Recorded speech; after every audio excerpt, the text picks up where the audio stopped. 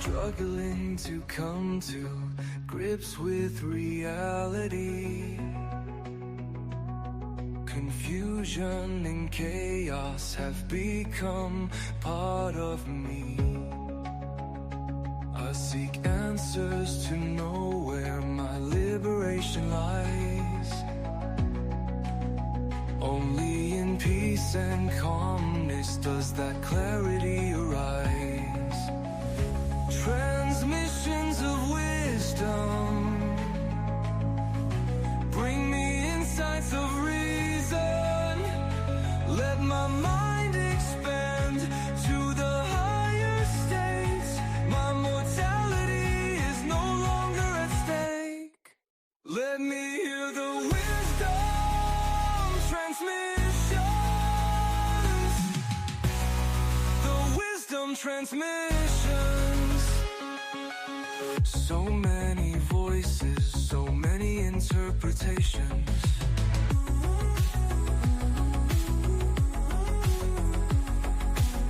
No answers given, only outer temptations.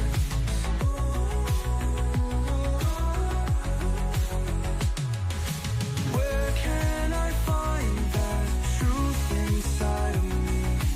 Realization of what I am is all I'm wanting to see. Transmissions of wisdom bring me insights of reason. Let my mind expand to the higher states. My mortality is no longer at stake. Let me hear the wisdom transmissions. The wisdom transmissions. No more redirection. Ending the contemplation. Forget fighting reflection. Outer world's a projection. Internal is the cause. External's an effect. Put it on pause. I'm silencing the noise. Centering, entering void. Truth is beautifully settled. The voice without a voice. Heart and mind shall settle. Making decisions now. Escaping illusions of choice. Transmissions of wisdom bring me insights of reason. Let my mind expand to the higher states. My mortality is no longer at stake. Let me hear the wisdom transmission. The wisdom transmissions.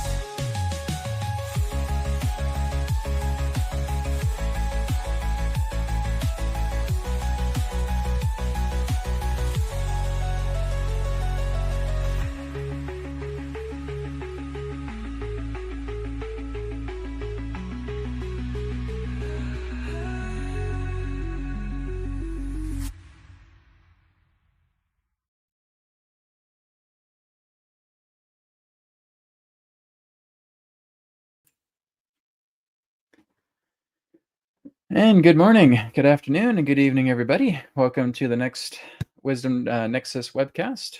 Good to be with all of you today. We are going to be doing a big reading, a big deep dive today into Donald Trump's presidency. So that's going to be very interesting. I'm just going to calibrate my video. It still looks a little bit off. Just give me a minute, everybody. Hope everybody is doing well. Again, we have updates regarding the flow of the show today. So we're going to be doing, let me just go ahead and I'm just going to try and get this done first before I prattle off here. Let's see. I'm just going to zoom in the camera a little bit more. There we go. Okay. Yeah, it's looking a little bit better. Okay, lighting's a little bit off, but what are you going to do? All right, great. Okay, so yes, like I said, we're going to have a deep dive today. Update is that I'm going to be doing personal readings for people as well too by donation. Now the donations can be of any amount. In the past they were a fixed amount, but we can do any particular type of donation amount. And if you want to talk to me about a personal reading, if you want to talk to Adronis about a personal reading, if you want to talk to the ANOINT system about a personal reading, all of that is available. So it is going to be kind of a mix and match between general questions and personal readings. So that is what is taking place there. Let me just go ahead and just set everything up. I'm kind of being a little bit gung-ho this morning, trying to get everything up and running before I go on the air. But if you guys have a cat that has clingy issues this morning, that's basically what I've been going through. Trying to get my show ready, and my cat is like hanging onto my foot and all that stuff like that. So what are you gonna do? They're cute, they're adorable. Can't do anything about that. Okay, there we go. I think we're all set up now. So how's everybody doing? How's everybody doing these last few days since our last broadcast? How are you guys enjoying Brianne's webcast that she's doing on Mondays? Okay, so on Mondays she comes on to the broadcast. She does tarot readings. She does crystal ball scrying as well too. She does a really, really amazing job. So make sure you tune into her. You're gonna love it. Okay. So we're gonna go into other people's questions here in a little bit at the same time. Let me just I'm just making sure. I'm sorry, I'm a little bit disorganized this morning, guys. So you have to kind of bear with me a little bit. Still getting my bearings. I didn't get a lot of sleep last night. We had like mosquitoes in our room, and they're just feeding off us. It was nasty. Okay, so I only have one camera set up, so I'm basically just going to have to kind of do this guerrilla style in the best way that I can. In a moment, I'll just point the camera down, and then we'll do a tarot spread, a tarot zodiac spread on Donald Trump's presidency and his current term. How is it going to be going? Are there allies coming together with him? Are there more enemies coming together with him? Is he going to complete a full term? What is ahead for him through his term, if it is a full term? But we're going to answer all those questions through the Tarot Zodiac Spread. So it is 12 cards altogether with the 13th card in the middle, and just see exactly what we get. So let's go ahead and tune into that and see what comes through.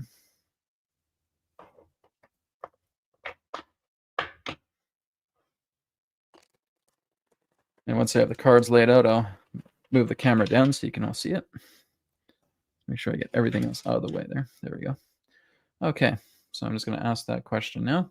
Let's take a look at President Donald Trump's current presidential run, his current presidential term, and see how it is doing, how it will progress, how it will move forward. And if there's any surprises in the middle, let's take a look. Okay.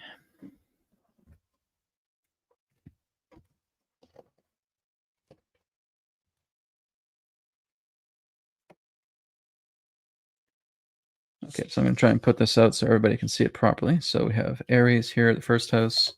Second house, we have Taurus. Third house, we have Gemini. Just going to space it out. Fourth house, we have Cancer. Fifth house, we have Leo. Sixth house, we have Virgo. Seventh house, okay, we have the Libra.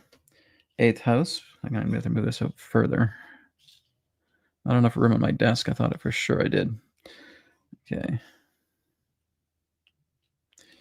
There we go. So 8th house, Scorpio. 9th house, Sagittarius. 10th house, Capricorn. 11th house, Aquarius. 12th house, Pisces. And of course, the 13th card in the middle. All right, so I got the spread down, so I'll go ahead and move that so everybody can see it. There we go. Perfecto, I think. Great. Okay, let me get my banner out of the way here for a moment. Oops, that's not my banner. Like I said, guys, I'm a little bit disorganized. You have to kind of bear with me a bit. Let's see.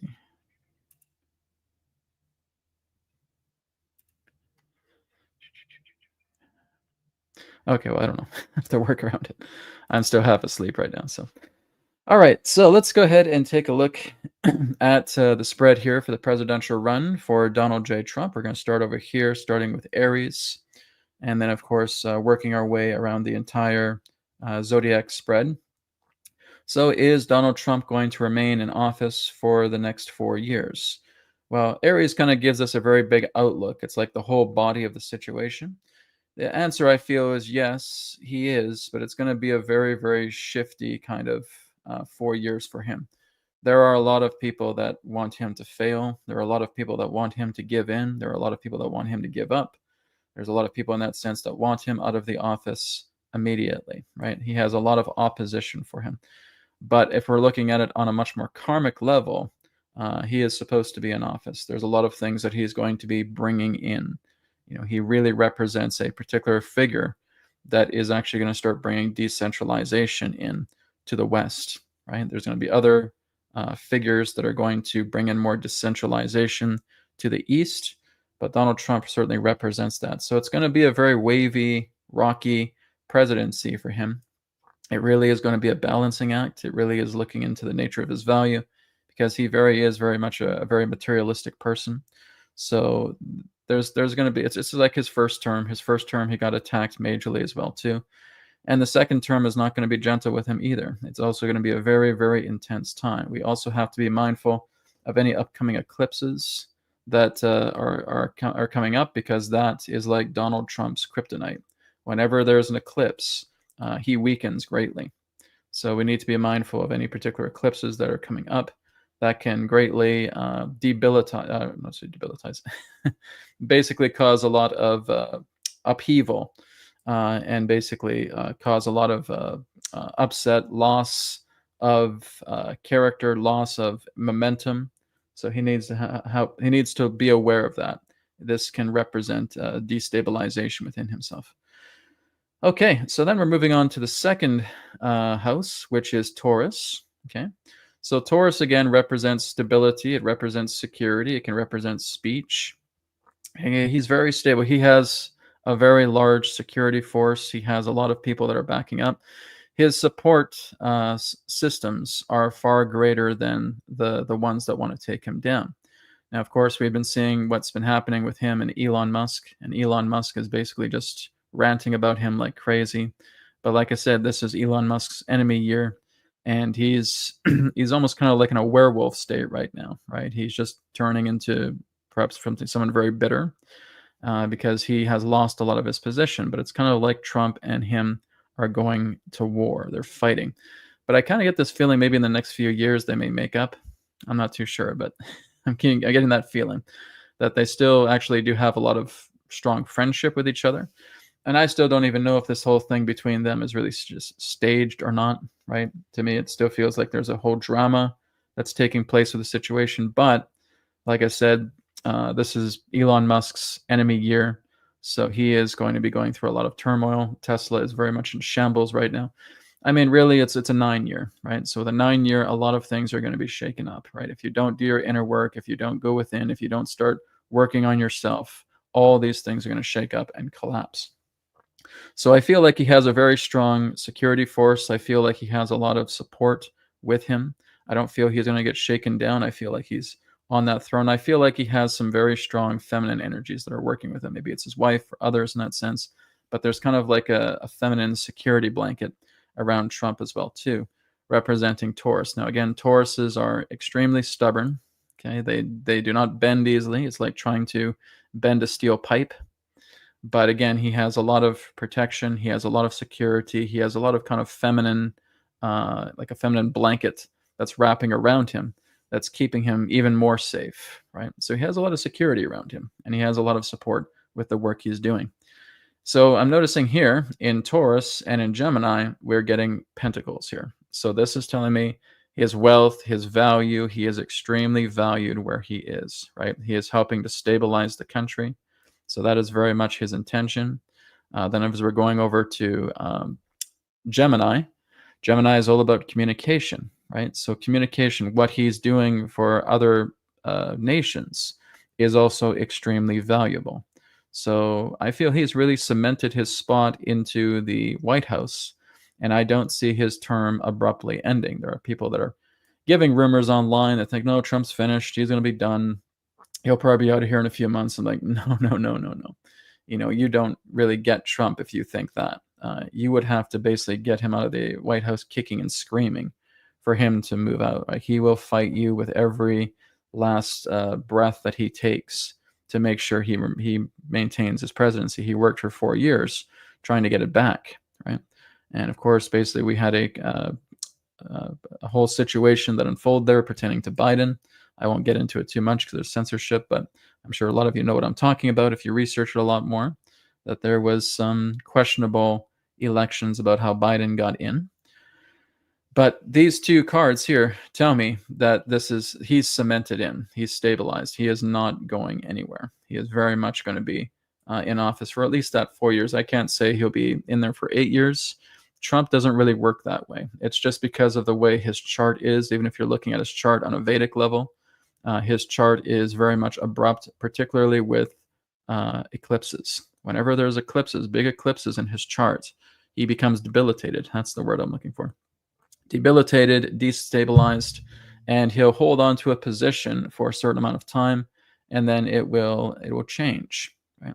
If I'm getting the feeling of the next person that will be coming into office after Trump, it probably will be someone like a J.D. Vance. I can't say if it will be him, but it will be someone like him in that way.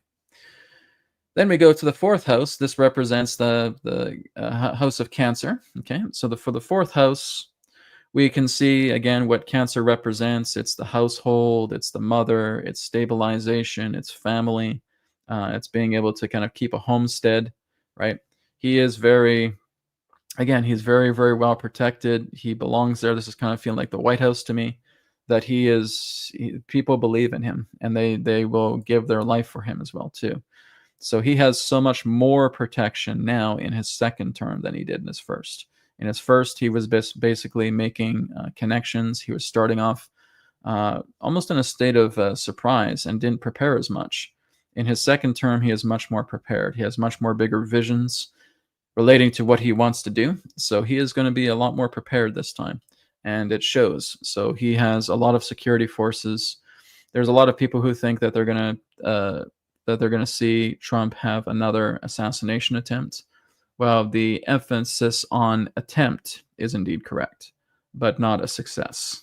Okay, he's already avoided multiple assassination attempts prior to his presidency, and there may be another one for him, right? But it's going to be averted. So nobody can take him down, right? Everybody wants to take him down that represents that corruption, but no one's going to be able to take him down. That's the difference. So the sign of Cancer here is telling me that he is very much stable. Now, what I also forgot to do was also looking at the aspects here. Like I said, guys, I'm still half asleep. I hardly got any sleep last night. So again, when we look at Aries, I'm going back here just to look at the aspects. We were looking at like I said, the Two of Pentacles and together with the Hanged Man. Okay, so this is Libra.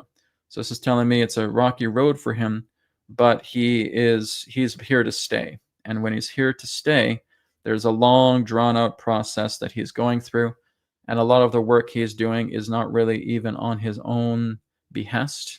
It is behest of those who he works for. Okay, Trump works for others, and the others he works for is not just human beings, but off-worlders at the same time. Okay, he is very much aware of the ET presence. He is very much aware of briefings that have gone on. I'm not too sure if he's meeting with them directly or indirectly in that way, but he basically has quote-unquote bosses at the same time that meet up with these other delegates, and these delegates are off-world delegates, and they're basically telling him this is exactly what we need to do.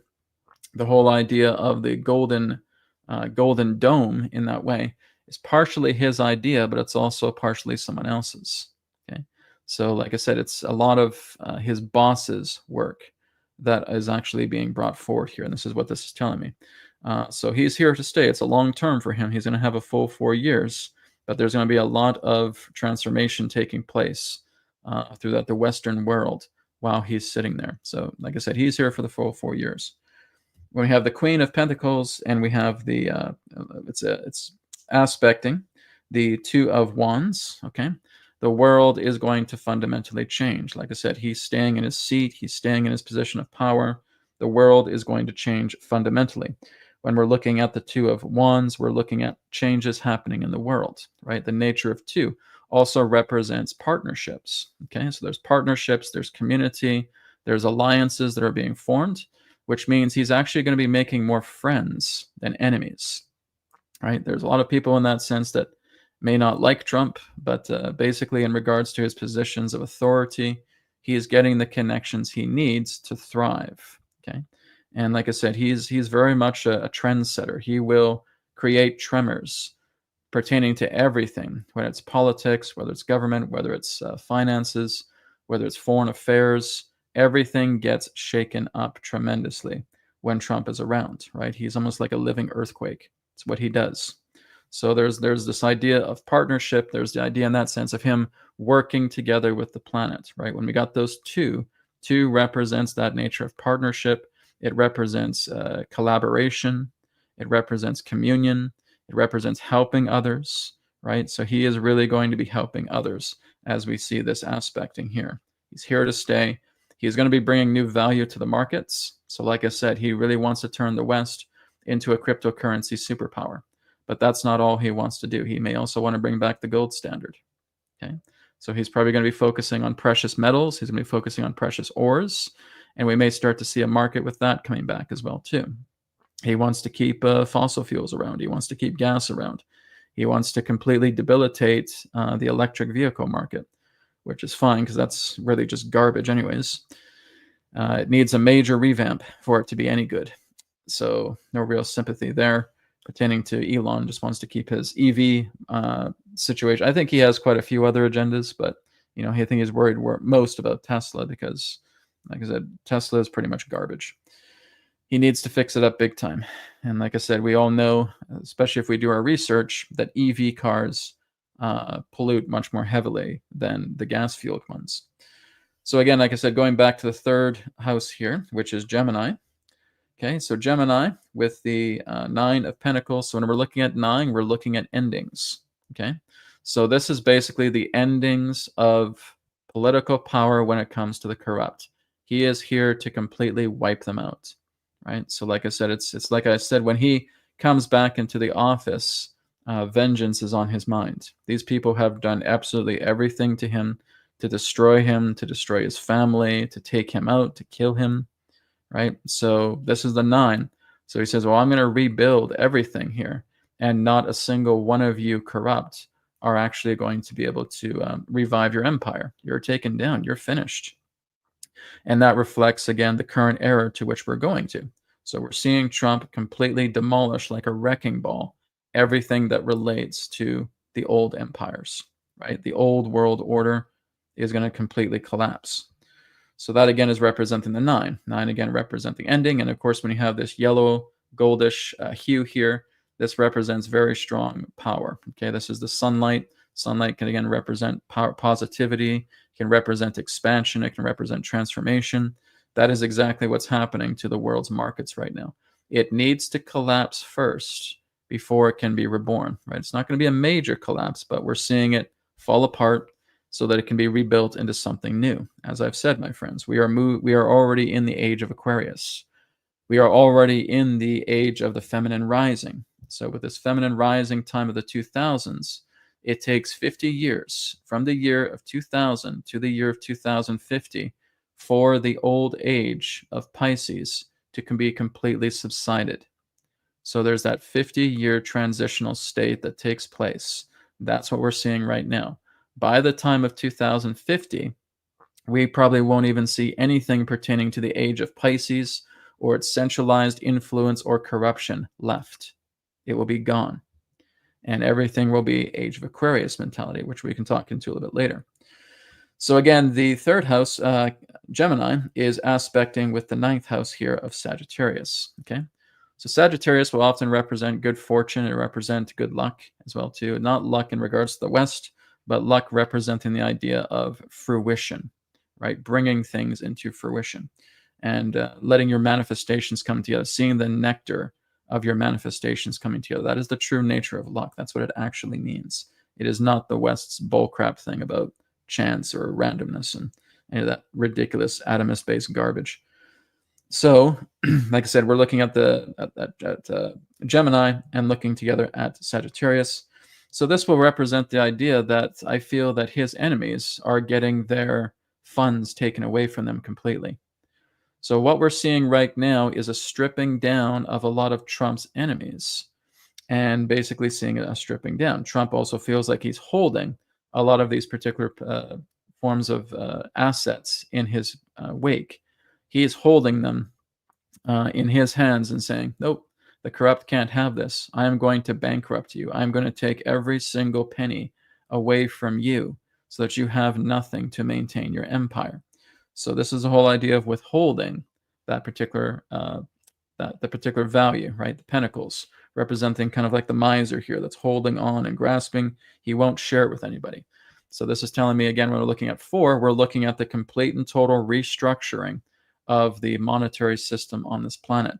So what he's basically doing is he's starving resources and assets from a lot of the corrupt so that they have nothing left. It's going to take a couple of years because there's a lot of stuff. They have a lot of back pockets. They have a lot of back doors that they can go into. So he's looking to cut them all off at the past. He's looking to starve them. And the good fortune that's coming out of that is that the corrupt will have nothing left in them. They'll have absolutely nothing to them. They're going to basically fall apart, and they're going to be in a dog-eat-dog mentality. All these groups that were working together to try and share the piece of the pie are now going to be attacking each other like wild dogs. And so Trump is basically taking away all of their fortunes. He's going to be taking away and stripping away everything that represents their empires. They will have absolutely nothing left, especially as we start going into the end of this decade. You're going to see these old corrupt empires have absolutely nothing left. You're going to see big tech have a lot of problems. You're going to see big pharma have a lot of problems. Everything that represents the big giants of mankind's artificial world are going to be scrambling, right? And like I said, right now we're seeing endings, but then we go into next year, which is a 1 year, and that's new beginnings, and that's where things really take off. So we're just watching old themes here right now collapse. And we start off with the 1, we're seeing new beginnings that will be breathtaking for people to see. It's like, oh my God, Trump is actually looking to do that. I had no idea he could actually do that. I had no idea he was thinking about that. That's what we're going to see. We're going to see all these things transform, where you're watching everything pertaining to the corrupt fall apart. Even the news media. News media is not safe. They are going to be collapsing at the same time. So like I said, when I talked about with Cancer, with it, like I said, being safeguarded, him in the White House is going to be protected as well. Then we go to Capricorn. And Capricorn, like I said, there's a lot of feeling of him being very well secure, right? So there's the question, like, is Trump going to survive? Is Trump going to prosper through his election? Does he have protection? Does he have adversaries? Does he have more increased adversaries? Does he have much more support? So this is telling me he's behind an iron gate, right? So when we're looking at the 9 of Wands, like I said, we're looking at a situation where he needs to be protected at all costs, right? So there's going to be very much on the defense. He, of course, has received a lot of threats, even from different countries, wanting to take him down. And this is exactly why he's amping up military force. This is exactly why he wants to create this golden dome in that way. They have given him threats and saying that if you don't step down, if you don't stop this, we're going to be attacking your country, right? So that's really the kind of threats that he's been getting. So as he's building up the golden dome, this is his way of basically fortifying. That's what Trump does. That's how his mind works. He operates in the nature of force, right? He wants to build a foundation. He wants to build an establishment, an installation that will protect his country, right? He will fortify it, and he will spend every last penny, even if he has to reach into the purse strings of a lot of public programs to fund it. That is exactly what he'll do. He wants to fortify his country. He wants to basically make it have iron walls, so to speak, and a golden dome. So he is very serious about that. That is not something he's joking around with. Okay, so we go to the 5th house, which represents Leo. And this is an 8. Okay, so 8 of Wands, which means a lot of things are ensuing right now. There's a lot of transformations. There's a lot of manifestations that are coming together. That is planning out exactly what we're sharing here right now. And Leo is part of that action. It's part of courage. It's part of strength. It's counseling. It's that action energy. And so he's taking charge, and he's really putting other leaders on notice that if you mess with me, then you're going to get taken down. That's his mentality here. When we look at the 5th house here of Leo with the 8 of Wands. And this aspects with the Six of Swords. Okay, so Six of Swords is telling us, like I said, we're leaving the old systems behind. Everything needs to be renewed. It's not going to be a pleasing process. It is not going to be pleasant. A lot of things are going to fall. A lot of things are going to shift. A lot of things are going to collapse because they have to. They're not eligible. It's like looking at all of this rot and decay in your home. All that stuff needs to be pulled apart. So we need to put all of the supports in place and start pulling out the wood, start pulling out the banisters, start pulling out everything that represents this decay and rot, and it needs to be pulled out. It is not a pleasant experience. You cannot go through your house. Your house is basically contaminated with this, and there's a lot of stuff to do, and it's a pain in the butt, but it needs to happen. There's too much decay, and there's too much rot. It needs to go. It has to go. So there's a lot of conflict, of course, with the people on the planet regarding what Trump is basically doing, right? There's people that love him and will support him every step of the way, and there's people that cannot stand him. They wish he would just go away. But again, when we're looking at the Six of Swords, it represents the idea of responsibility, right? Sailing away from the old that does not serve, taking action, taking responsibility, but also in that sense, knowing that everything was not well. There was a lot of problems. The Six of Swords, again, is telling us that through the power of six in that sense, we have that kind of perfectionist mentality. We have that responsibility. We have to kind of make up for mistakes that we have made, and we have to sail on, and we have to start a new beginning. And that's what I'm seeing here, particularly with the Aquarius. Okay, so again, we're looking at Leo and Aquarius here. Aquarius is all about being a free spirit, but they also dive deeply into truth. They want to know the truth, but they realize that it's time to move on, and Aquarius is very good at doing that. They know how to drop their bags. They know how to move on into another area, how to move on beyond where there has been trouble. So that's really what we're seeing. We're seeing the whole idea of the world moving beyond these old systems. It's not trying to salvage them. It's trying to destroy them so that new systems can be put in place. And that is really what represents the age of Aquarius that we're in. This is a perfect card to talk about it.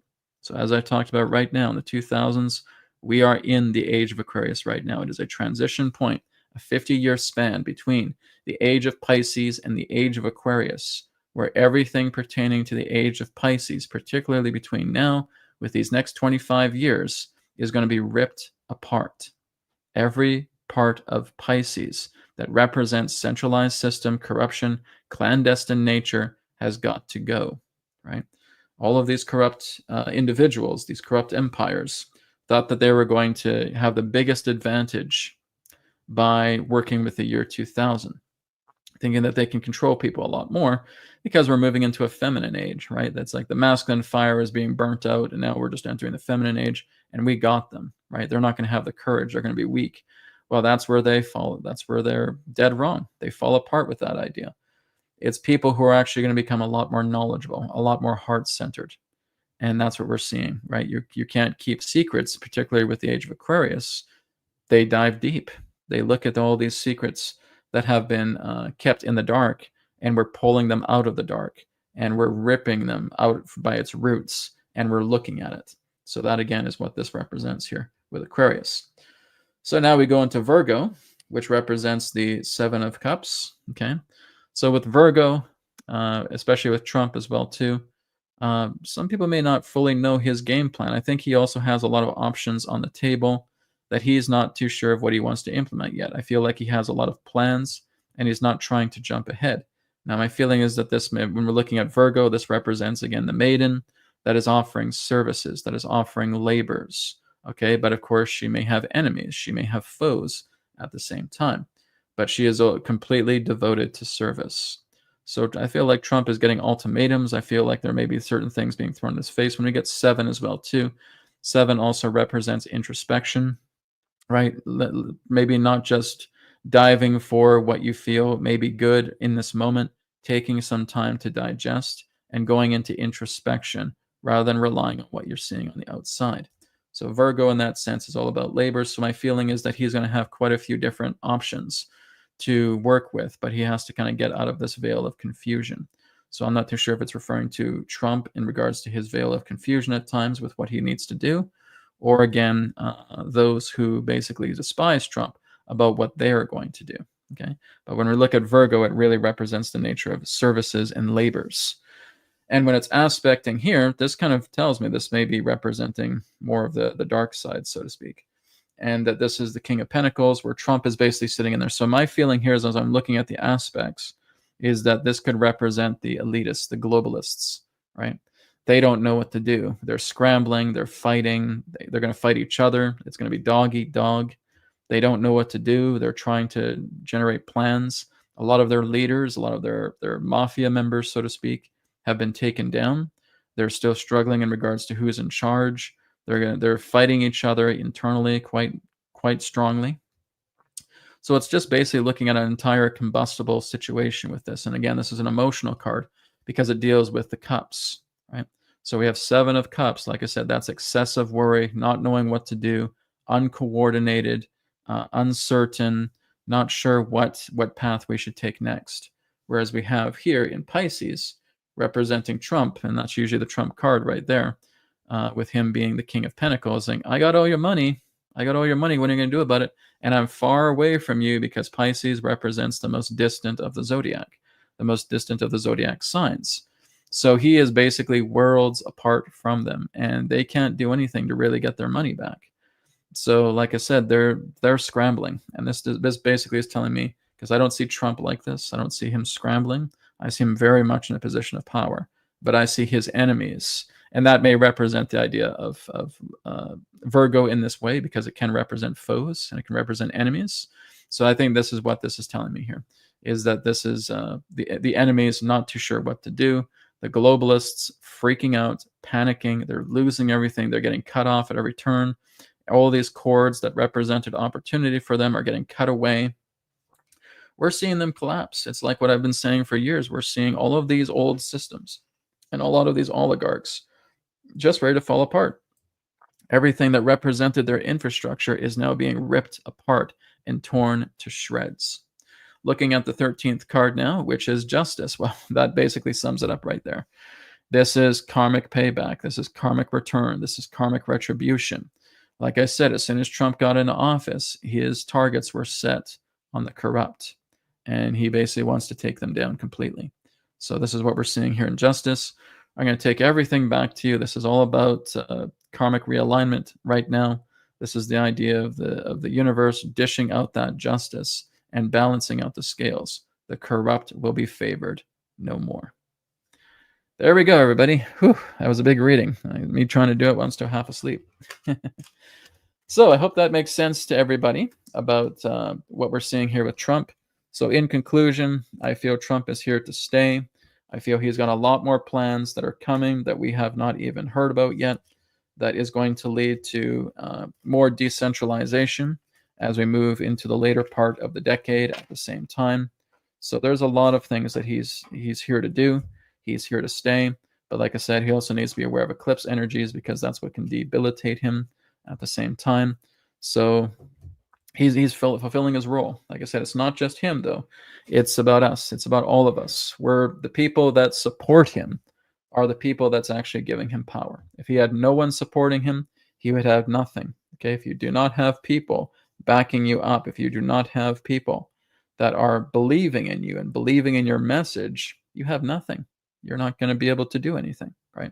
It's us that are giving him that power, right? It's the same thing with any particular leader or spokesperson or public figure in that way. If no people support them, then they're done. What are they going to do? They can't do anything. And you have millions and millions and hundreds of millions, I would say, supporting Trump. You have way more Trump supporters out there than I think any other president in history has ever had. The entire world, in the majority, is behind him. Really, when I would say people that do not like him, really is a minority, right? I'd probably look at it maybe about a 65, 35, or 70 or 30. But really, when I look at Trump's energy, even if I'm walking into his energy right now and I'm looking at him and I'm seeing the support, I'm looking at like thousands of hands just touching his shoulders. Like, we're not going to let him go. This is very important. These 4 years are crucial. We can't guarantee he'll be in for another 4, but these 4 that he's doing, which most likely will be his final term, are crucial, because he's going to be laying the foundation. He's going to be laying down the grid work for something even greater, right? Something even bigger is about to happen with him. It's not just the Golden Dome, maybe other things, as we talked about with the North American Union. That's a very big thing as well too. That is still happening. The whole idea of Canada being the 51st state and all that. That's still planning to happen, right? And like I said, I think Alberta will still be the crown jewel of moving towards that direction, because, like I said, things in Canada are not getting better. They are certainly getting worse. But like I said, it needs to happen that way, because all of this needs to shift, right? We, like I said, it's like looking at a house that has decay and rot, right? We need to shift that. We need to change that. We need to prep the house. We have to do all this pain in the butt stuff, but we have to take out that rot. We have to take out that decay, and we need to replace it with something better. That's what's happening with the infrastructure of the planet. The house of Earth has a lot of rot and decay in it. We need to stabilize it. We need to make sure we got all the proper supports in place, and we need to pull it out and replace it with something better. That is exactly what is happening right now. Okay. All right, everybody. So there you have it. Let's go ahead and move on to some questions. If you guys have any general topics that you want to discuss, like I said, I will always go to the donation-based questions first, and then we'll look into the non-donation-based questions secondly. Okay, so we have the bringer here. Hello, the bringer.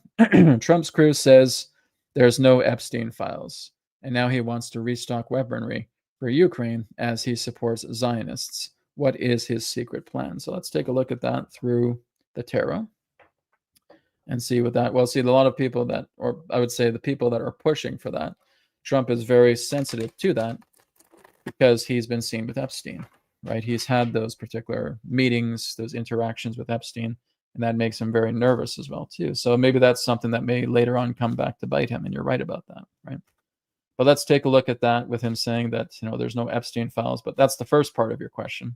But also wanting to restock weaponry for Ukraine. Let's take a look at that. I want you to see if that's actually true or not. Okay.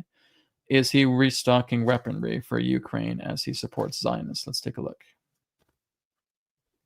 Because me, that kind of feels like innuendo. But let's take a look.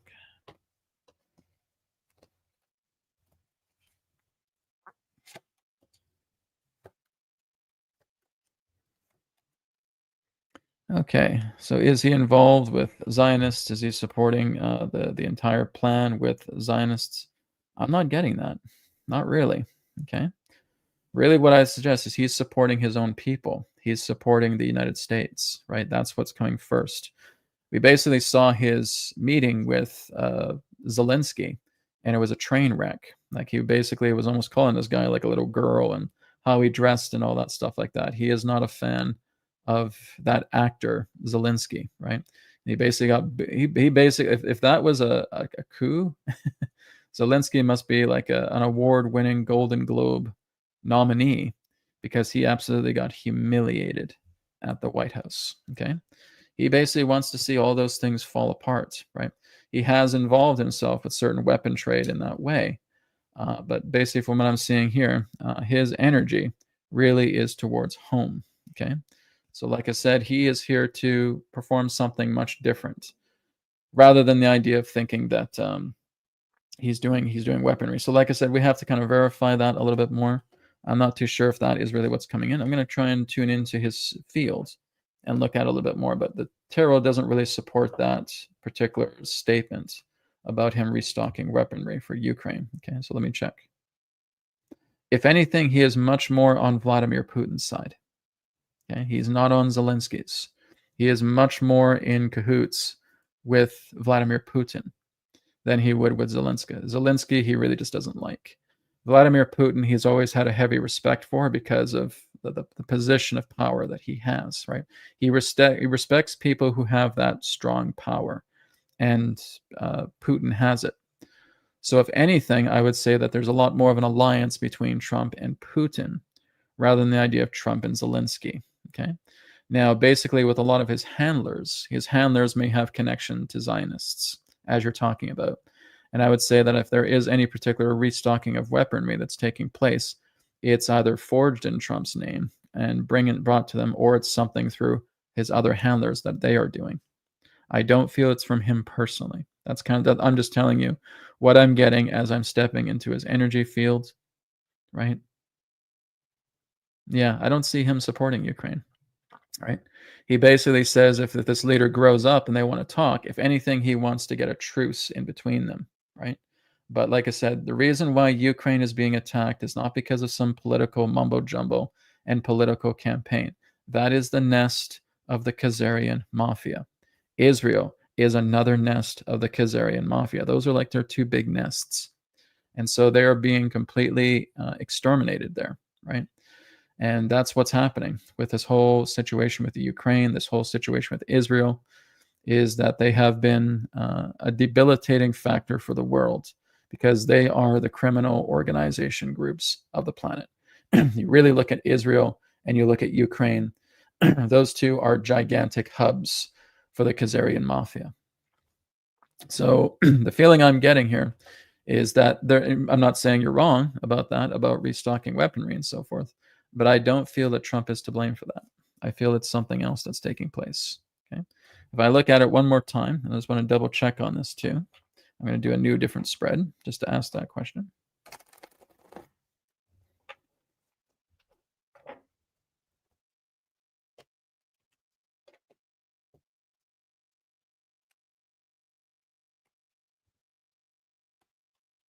Now, if anything, he's blowing the whistle on them. Right? I'm just not getting the feeling of, yeah, here you go. I'm handing this to you, right? If I'm looking at something like a 5 of cups or something like that, but I'm not seeing that. I'm not seeing that with him at all. He's blowing the entire whistle on the Russia-Ukraine situation, right? He is not supporting the idea of a Ukrainian uprising or anything of that nature. So really what has happened is representing the past, okay? So he really wants to bring peace to that whole situation. He's done this before, right? But it's a very complicated situation. He's even said that as many times. It's a very complicated situation with them, right? He's trying to work his kind of Jedi mind tricks against it. But it's a maturity cycle. It's the idea that Russia and Ukraine basically have to kind of get over their own states of maturity and see if this can be negotiated in a different way. So I think he has certain plans, but I just don't know if those plans are going to work out, right? Maybe I think he has some plans and the idea of trying to stop it. But I'm not getting the feeling, I'm not getting any feeling, even as I step into his energy field, about anything about him restocking weaponry for Ukraine, right? So I'd like to know who said that, who basically put that claim out there, right? Because I don't know if it's legitimate. Other channels that are part of Trump may be doing that, but I don't feel it's him personally doing that. I just don't see that in his field, and I don't see that in the cards. So there you go. That's what I can share about that. Thank you, Bringer, for your question. Okay, we got one here from the Great Awakening. The Great Awakening says, can Adronis tell us how we're able to have an easy, painless transition into spirit after we quote unquote die from this body? It's a very interesting question, the Great Awakening. I haven't actually had a person ask me a question quite like that, so that's very interesting. Yes, I will go ahead and bring Adronis in. Let me just go ahead and take these headsets off for a second. I'll bring him in and he can answer that question for you. Very good question too, by the way. All right, let's take a look. Adjust the microphone properly there. All right, here we go.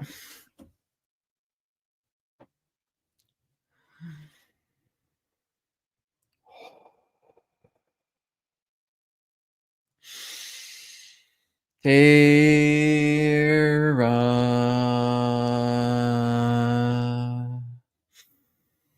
Soul Star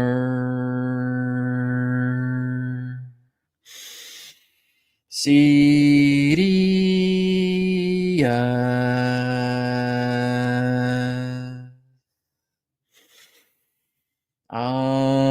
Adronis.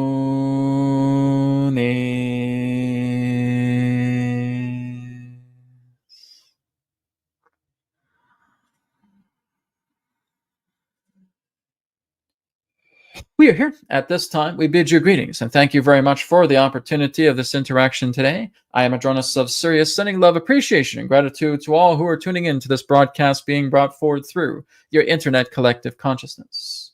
We thank you very much, Great Awakening, for your question about the painless transition when one leaves their body. Now, we are not trying to sound cliche to you, but the key to that is to completely be at peace with yourself. The only ones who basically agonize when they leave their physical body are the ones that are in great fear. So they are in great fear about how their physical body will feel when they leave it.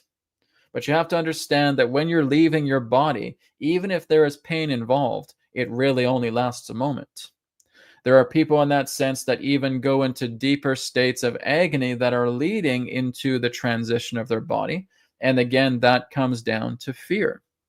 Fear is the very reason that affects your physical, your emotional, your mental, and your subtle bodies, that are causing you to give that impression that when you leave your body, it will be painful, it will be harmful, it will hurt. Let us put it in this way, and even though it's a little bit of a different context, it still relates to the same idea. Every single one of you, when you go to sleep at night, leave your body. All of you do that. Not a single one of you that goes into sleep and that goes into a night dream does not feel that idea that they don't leave their body. You do. All of you do. Does it hurt? Not really.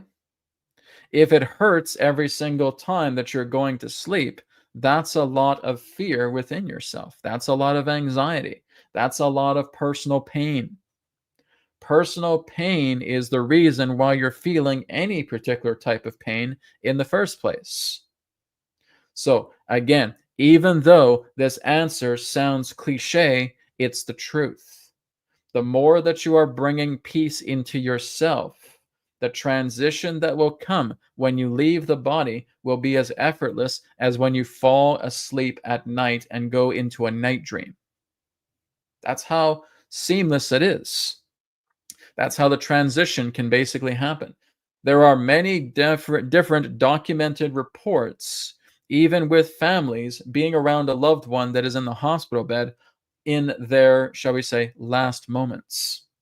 And that love for the family comforts them so well that the last expression on their face is a big smile as they leave with peace in their heart.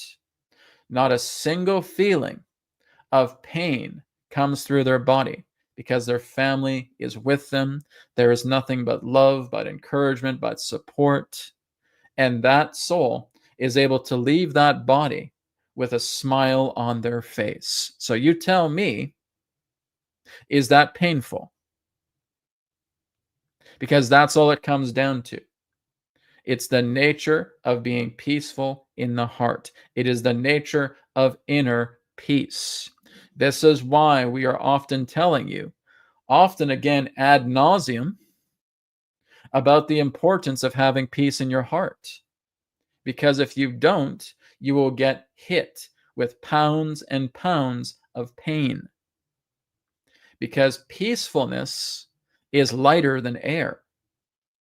Pain is as heavy as solid rock. So this all comes down to your decision. Do I want to live a life of peace, joy, and happiness, which is within me right now, which is something that's just dangling right in front of my face that I could take at any particular moment? Or do I feel like I need to get pounded with more and more pounds of pain?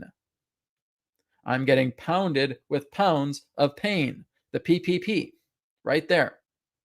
The choice is yours. Nobody can force you into peace, and nobody can force you into pain. The only reason why you choose pain is because you're used to it. This has been something that's been happening to you at such a young age that no one's ever taught you that pain is relative and that pain represents a choice. It is not an absolute.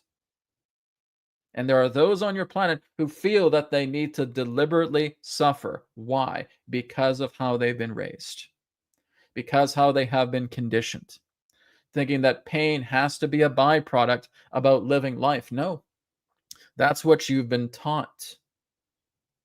That's what you have believed. That's what you have held on to. And you don't want to change it because you're going to feel that you're wrong. And now there's another side of the life that's going to turn everything upside down, and you don't know how you're going to handle it. When you're looking at a peaceful transition beyond the body, it comes down to the idea of simply being at peace. That's what it comes down to. This is why we talk about the nature of you going into peace, of going into surrender, of letting go. Because that's what heals the physical body. We're not just talking about what the subtle bodies are getting. The subtle bodies are getting completely rejuvenated from those actions, but so is the physical body. And it works through time for the healing process, for these scars to completely vanish. Many of you feel that as soon as you've had these lacerations and you've spent time and you see these scars, oh, these scars have to remain. No, they don't. They only remain because, yes, you've done some work, but you haven't completely finished the task. Those scars on your arm, on your chest, on your back, can all vanish. The only reason why they remain is because there is still a finality to the lesson not yet learned. So it is absolutely possible for you to transition peacefully. You have seen it. You have heard many talk about it.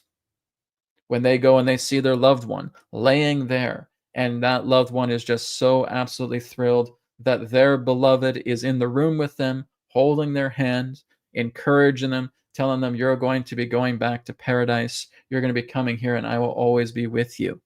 And their heart is now just filled with light. And even in that last moment where a person has completely led a life of grief, of pain, of suffering, that one moment can change it all. Because that's usually what happens. People will find their grace just before taking their last breath.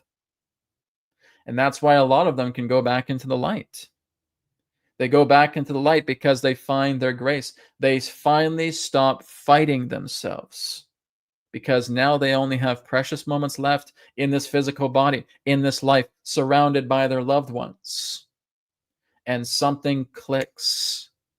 They are deeply emotional. Their heart opens like a new blossoming flower. And in that last moment, they have floated in grace. No pain. And that's what it's all about. It's that gracefulness, it's that peace that you have within yourself. That's what makes the difference. So, to answer your question, peace is the answer. All right? We thank you for your question. Okay. Very important thing to remember, my friends. There is no death, right? The closest thing we have to death is you're holding on to your pain, right? Need to remember that, looking into that. And like I said, bring peace into your heart. That's the key. Okay, let's go to Jedi Law. This one just kind of popped up. I didn't even have to press a button. That was weird. So Jedi Law CA, hello. Hi, Brad. Can you look into what is going to happen with the financial market in the fall 2025? Will investments in the stock market crash and be put into QFS accounts? Well, again, a lot of these things are kind of theory, right? I have yet to find any particular type of evidence of quantum financial system accounts. I don't really buy into a quantum financial system, okay? I talk about a new financial system, but I don't call it quantum. And I'm not just sure if that's just a tag word that people are using when we're looking into cryptocurrency, when we're looking into digital currency or what have you.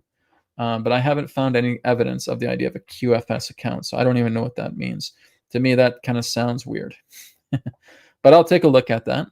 As I've talked about in the past, the 2025 is very much a shake-up year, right? With it being a 9-year, the markets right now are very unstable. And like I said, just invest through money that you do not fear to lose. That's the most important thing. It's not a fruitful time for the markets, my friends. As much as I would love to tell you that it is, it's not. And 2026 does look quite better for many different fronts. Cryptocurrency, like I said, with Bitcoin, I think we'll have quite a lot of shakeup in 2026 because it's its enemy year. But a lot of other cryptocurrencies I feel will thrive. But let's take a look at this. What's going to happen with the financial markets? Okay. Well, this is pretty apropos from what I'm seeing here so far. Just a moment as I show it to you. Okay. So this is what's happening with the markets, and it's a perfect card for it. Okay. Fighting, drops, rises and drops, rises and drops, rises and drops. Okay. So we may have times where something is surging quite well, and then it'll fall.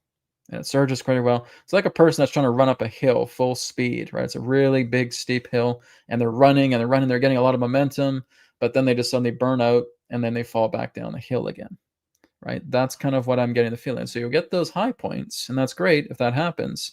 But then, oh, they fall back down the hill again. Okay. So that is the situation that's being shown to me. Is there's just a lot of, it's not a horrifying, horrible, atom bomb of a crash that's taking place, but there's a lot of resistance, right? There's a lot of scuffles. There's a lot of infighting. There's a lot of headbutting, so to speak, that's taking place with the entire stock market. And I'm sorry, I just don't really see the idea of, first of all, I don't see a major atom bomb stock market crash happening, but I also don't see a boom period with it as well. It's just not the year for that. As much as I would love to tell you guys, yeah, guys, go and invest in this, and this is going to do really well. Believe me, if I feel that, I will tell you guys. If I say, okay, well, there's this particular crypto that I feel is going to boom in this particular time, put money in it, right? It's really going to help you out. I haven't been able to say that yet. I want to say that to you guys. I want to see you guys get rich. We'll all get rich together. How about that, right?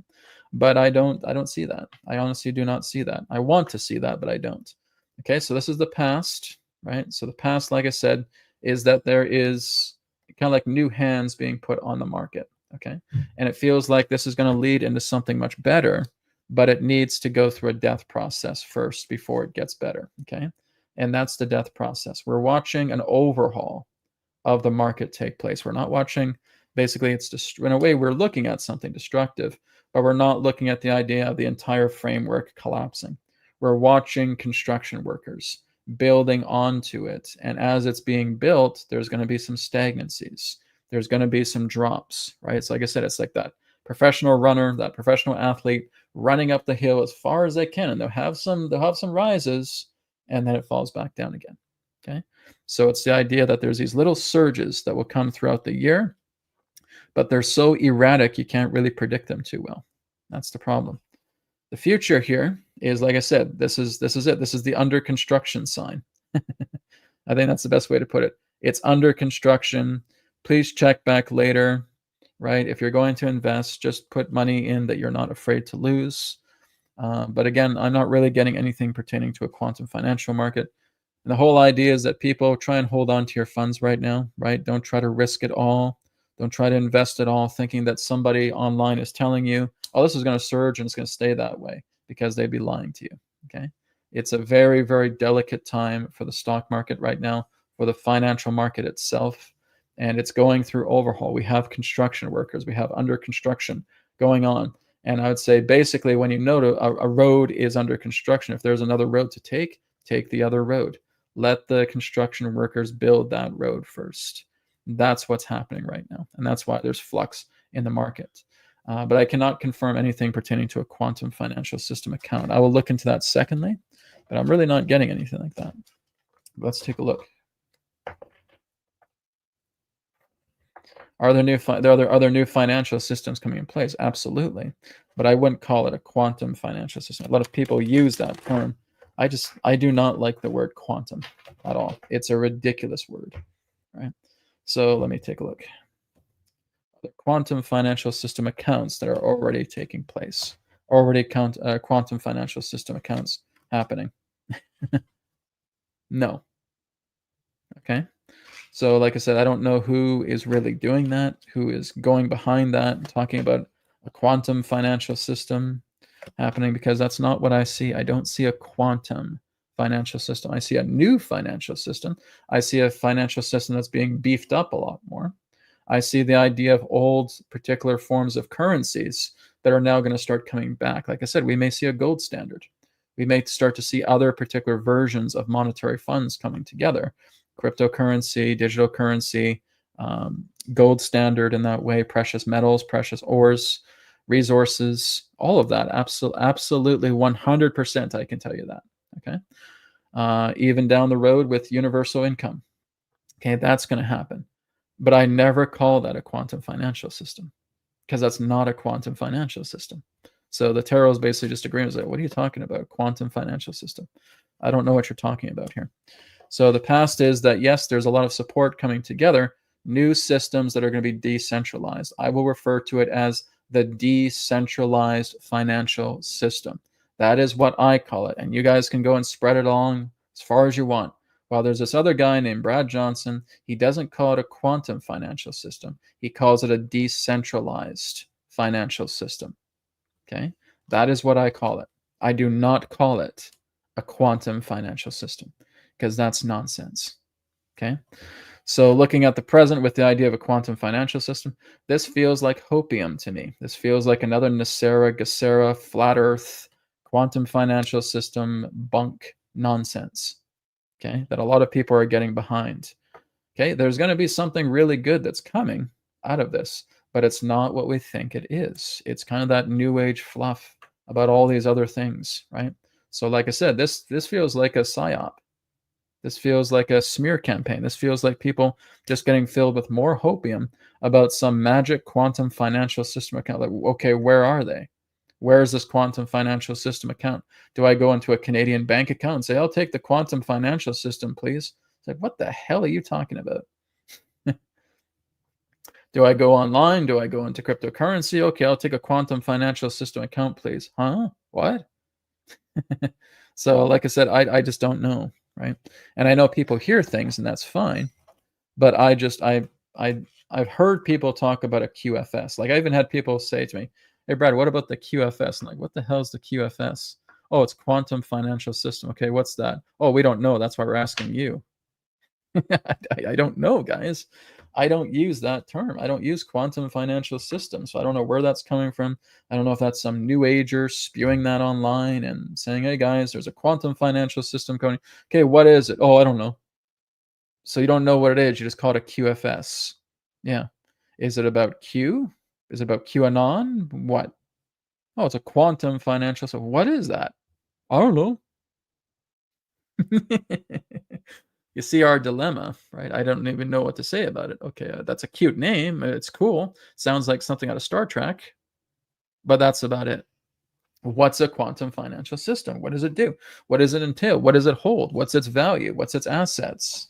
How robust is it? How strong is it? Is it already out? Is it already taking place? Who's in command of it? Is it decentralized? I don't know. I don't know. I don't know. I don't know. I don't know. I don't know. I don't know.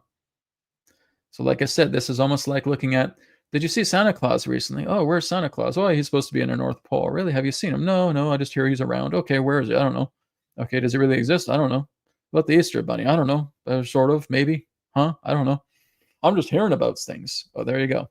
That's the nature of the quantum financial system. It's cute. It sounds very cute. It sounds adorable, right? It sounds like something out of a sci-fi film. Great. What is it? We don't know. We can't tell you because it's a bunch of bunk. That's really what you can come down to. I refer to it as the decentralized financial system. It's coming. And it still works together with tangible assets. It still works together with money as we understand it, but it's moving into decentralization. So I would say rather than a QFS, let's look at a DFS, a decentralized financial system. Okay. And that financial system contains a facet of different currencies. As I've talked about before, that there really is like a terminal that I envision a lot of stores having. It's kind of like your Interact terminals, but a lot more different because you can actually select a lot of different types of currencies on it. And there's this universal terminal. They'll build payment gateway systems through websites with it as well too, where you can accept cryptocurrency. You can accept, maybe it's a gold as well too, gold resource backed legal tender, all of it. It's going to be a universal system model that will accept a majority of different payments based upon your preference. That is what I see coming. And that's nothing to do with a QFS. Okay. That's decentralized financial system. So that's what I can say about it. And I'm just giving you guys my perspective. You got to look at these things yourself, but that's what I'm getting. Anyways, there you have it. Okay. Thank you very much, Jedi Law, for that. Appreciate it. Your name's cool too. All right. Let's see. Okay, that was Great Awakening. So thank you, Great Awakening. I'm glad you enjoyed that answer from him. And like I said, that's what it's all about. It's just about peace in your heart, my friends, right? So right now, pertaining to announcements, Anoint is pretty much ready to go. For the past few days, I've had to correct quite a few things because there's quite a few bugs in it. It pretty much is ready to go. For those of you who are interested in the Anoint system, and some of you who are still wondering, well, what is the Anoint system? The best way I can put it is it is the metaphysical chat GPT for the internet. Okay, that is what it is. It works with healing, it works with reading, it works with building your business on the metaphysical edge that will give you an edge that will greatly enhance your business. It's something that you can utilize as a resource. If you have tarot readings and you want to get a perspective from the Anoint system with over 40 different ancient systems contained within its database, it can do readings for you. It can do diagnoses for you. You can basically take a picture of yourself. It'll give you an Ayurveda scan. It will give you a traditional Chinese medicine scan. It will work with acupuncture. It will work with acupressure. I'm also building up a cryptocurrency module to it as well too. Cryptocurrency and stock market, where you'll actually be able to look at a lot of the popular cryptocurrencies and a lot of other companies as well too. And you are getting a metaphysical rundown about their momentum ahead. So Anoint is going to be the most dynamic, multi-tiered, multifaceted, metaphysical ChatGPT-like knowledge system on the face of the planet. That is what Anoint is, right? And if you guys take advantage of it right now, you're taking advantage of it while it's young, right? As it gets older, it's going to be a lot more features and prices are going to go up. Okay, so it's good to take advantage of it now while it's just in its infancy. But I'm going to be building up a lot of different widgets with it, a lot of different anchors and generators with it. So it's kind of like you're looking at a chat system, right, where you can ask anything. But what happens, it's kind of like looking at Google search. You don't really know what you're looking for. And this is why I have these generators that are available. There's a few that are available in the light premium plan that is on anoint.me. And then there's the premium plus, which is the full package, right? And that has many generators with it. So like I'm talking about, I'm going to be putting in like things for stock markets, things for cryptocurrency. This is not just your typical metaphysical reading type platform. This is taking the power of metaphysics and applying it into every facet of daily life. What type of car should I buy? Ask Anoint. Because now you're going to find out exactly the type of car brand, the car model that would fit perfectly with you by looking into the metaphysical systems. And now you have the perfect car for you that will never break down, that will be easy on gas, that will take you everywhere. That is the best fit for you. You will notice that there will be less tune-ups for it because you've gone into the Anoint system to ask that question about what's the best car for you. What type of food should I be eating? Well, we look at that numerologically. We look at that through your chart. We also look at that through Ayurveda, and we also look at that through traditional Chinese medicine. And now you get these mixtures of different systems that are programmed together to blend together to tell you exactly what your perfect diet plan is. It will tell you that. That's what Anoint is doing. This is much more different than what we're seeing with ChatGPT or Claude or any of those. And I like those. Those are great. But they don't give you that amount of detail. So because number one, they cannot calculate things properly. It's just not possible. The way that they're run, they can't even do basic math. That's not a problem with the Anoint system. With the Anoint system, I've put together everything regarding to pre-calculation formulas and functions that are contained in the chat so that every single time it's accurate. So what you're doing with the Anoint system is it is radically transforming your life with everything, right? I may have a favorite video game, right? Maybe my teenager wants to look at the Anoint and saying, what type of video games would I like? Well, all we do is we look at these production companies. We look at these video game companies.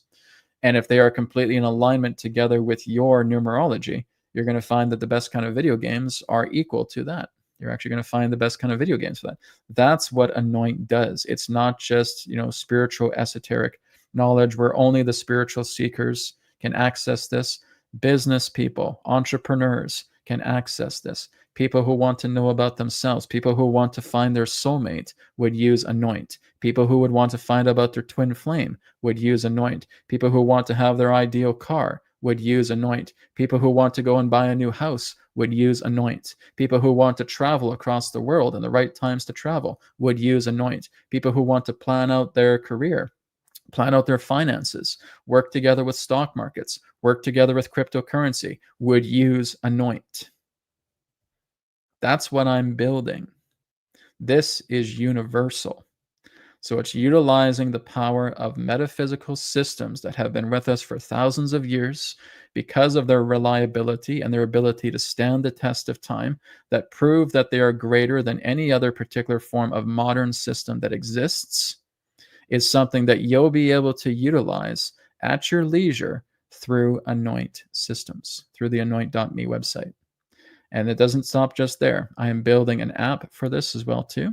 Okay, so you're going to have the chat functions, you're going to have the generators, all of that is going to be available for you on your phone. I am also building Anoint Array. So that's going to be taking the place of Etherex, right? So Etherex right now has a 60% off sale right now. But again, with Anoint Array, you're actually going to be able to custom make your own healing technology, which is something you could not do with Etherex, which means I will have generators on Anoint Array where you can go in, look up any particular illness that you have, purchase a seal, start using that seal, and be healed from that seal within a matter of days, regardless of what your condition is. That is what Anoint Array is going to do. That's going to be the new website coming. You will have a complete and total custom-made widget, custom-made generator that will generate seals for you. And it will put numbers, it will put colors, it will put symbols there that basically will teach you how to utilize it to the best of your ability. And as you utilize it and you follow the step-by-step process to the letter, I should say, you're putting that on you and it starts going to work. And of course, that particular seal that you purchase can also have upgrades. So we can put it on a t-shirt, we can put it on a cap, we can put it on a bed sheet, we can put it on a bed blanket, anything of that nature, okay? We will have options, and this is based on the print-on-demand services that we'll have with Anoint Array. So the Anoint system is the brand new, you could say, franchise that I'm creating right now. So even with the Wisdom Nexus, that is under the Anoint umbrella, right? So Etherex is going bye-bye, and Anoint is taking its place. So guys, what do you think? Now that I'm telling you about Anoint, how it's not just some airy-fairy metaphysical thing that I need to do for readings, you can do that, but this is for every facet of your life. This will teach you how to use crystals properly and get out of that new age bunk pertaining to what crystals are actually meant to do. It will teach you how to utilize crystals, charge them up literally, and actually have them as a healing source to rejuvenate you, to rejuvenate your family, and to rejuvenate your entire house, and to rejuvenate your entire neighborhood. That is what Anoint is going to teach you. And we will have a facet for that as well, too. We will have a generator for that as well. That's what Anoint has. This is not just something where I'm creating and say, okay, well, I have a lot of spiritual seekers on my YouTube channel here, right? Wisdom Nexus is for the spiritual seeker, right? And for much of it is. But that's not Anoint's job. Anoint is taking the knowledge of the metaphysical and it is making it universal. So that every single person, whether they are religious, whether they are atheist, whether they are spiritual seekers, whether they're yogis, whatever it may be, can utilize the Anoint system for every particular facet that life needs it for, and you'll be able to use it. That's Anoint's goal. And I'm building this all by myself. Right? So there you go. That's the future for the Anoint systems. That's what I want to share. Again, you can find it right here. You can go to anoint.me, sign up while it's cheap. Sign up while it's affordable, because when I start putting a lot of these generators on, these generators cost money to use. So the money is going to start going up. So start using it while it's affordable right now. And that's what I would suggest. And I do my best to try and keep it affordable, but the price can go up a little bit because we expend a lot of it with a lot more users. Right now, we got maybe under about 50 users on it right now, which is great because they're kind of being like my unofficial beta testers. And then when I start putting it out to the market, and I start telling everybody about what Anoint really does, we're going to have thousands of members, tens of thousands of members, hundreds of thousands of members, and prices are going to go up a little bit. Okay, so just be aware of that. Grab it now while it's young. Grab it now while it's still in its kind of beta stage. Okay, because over the next few weeks, it's going out of beta and it's coming right into its official launch. All right. All right, let's go ahead and continue on with questions. I don't think I have any other donation-based questions, do I? No, I don't. Okay, so I'm going to go through some of the basic questions here on the chat. All right. So here's one from Didar Singh. Hey, bro, what is going to happen to banks like BMO? When would be divided? Well, a lot of them, like I said, are basically going to sink or swim. And I've talked about this before, is when you're looking at, if we're looking at Canadian bank accounts, a lot of people don't know what BMO is if you're in the States or anything of that nature. It's Bank of Montreal. It's in Canada here. So I've talked about this in the past as well too, is that there will be a lot of shifts. There will be overhaul changes, right? There will be different types of systems that banks will be bringing in, like I said, to fit this universal model. And that universal model is not quantum financial system. No, that model is decentralization, decentralized financial systems. So they will basically have to accommodate for all that. Right now, if you go and ask a bank account about a decentralization, they may not even know what you're talking about, right? But that is something that is happening, especially not recognizing what the hell's a QFS. So what's going to happen to banks like that? They're basically going to be overhauled, right? I mean, even if you're looking at a Canadian bank here called CIBC, they've gone over new ownership. They have new labels. They have new logos, everything like that. And I've talked about that going back a few years, saying that they're most likely shifting into something new. They're going to have some new overhaul systems taking place. But this is still going to be a couple more years in the making, as banks will either sink or swim. They either go with the flow or they fall apart. And they may be bought out, and I'm getting the feeling in that sense that some of these banks may actually be bought out, and they're being part of maybe some decentralization platforms. Okay, so either they work to decentralize themselves, or they get bought out, and maybe they become some other particular type of entity for the decentralization to take place. Okay, but like I said, my friends, this is not theory. This is not belief. This is the age that we're in. We are in the age of decentralization, but we're just still in the cornerstone. We're in the transitional gate of it taking place. We're in the halfway period of this transitional cycle, and a lot of things are changing, but we still have another 25 years for that transitional cycle to end, so that we are completely in the fullness of the age of Aquarius. Okay, so it's very true. We are in the age of Aquarius. It's very true. It's the uprising of the feminine, because it's a 2-year. Okay, so when we look at the 1900s, 1 plus 9 equals 10, 1 plus 0 equals 1.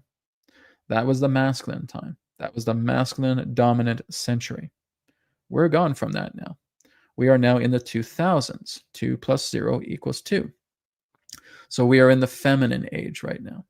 And so this is exactly why the generations that are coming upon this planet are much more feminine, because that's the age that we're in, right? Why don't they have that strong masculine toughness? Well, genius, if you'd be looking at numerology, you would know the answer to this.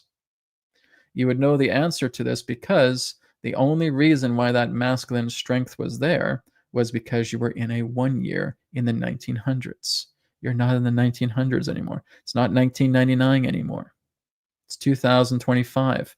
It's the time of feminine uprising. It is the time for the age of Aquarius, moving through the transitional cycles for a 50-year gap.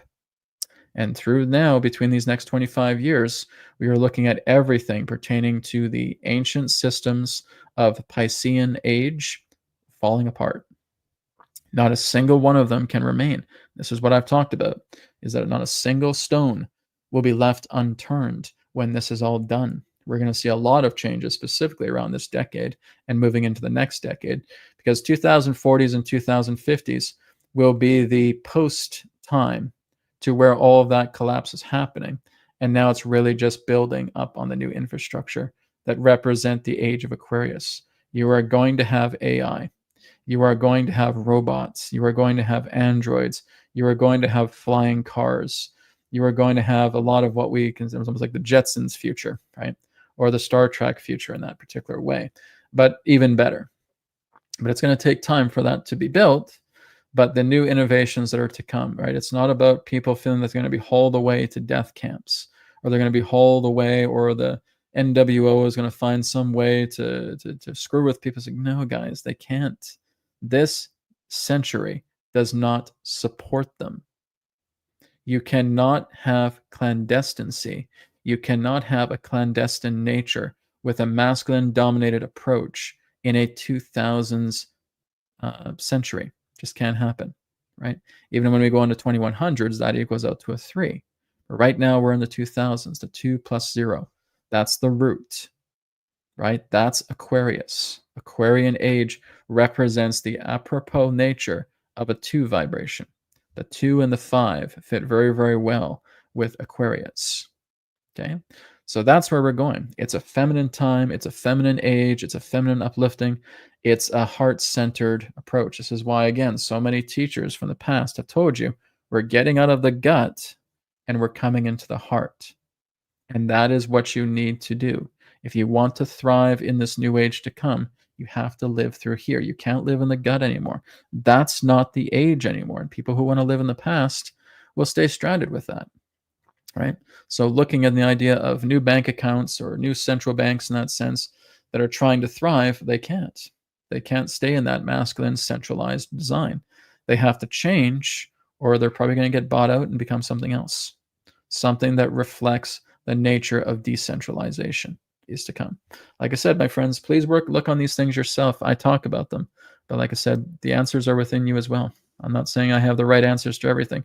This is just what I'm getting. This is what I'm feeling. This is what I'm sensing. And this is what I'm sharing with all of you. Okay. Let's go on to Kamal. Kamal says, hey, Adronis, how to channel sexual energy upwards? What can you share about sexual alchemy? I love these diverse questions that we're getting this morning. Okay, great.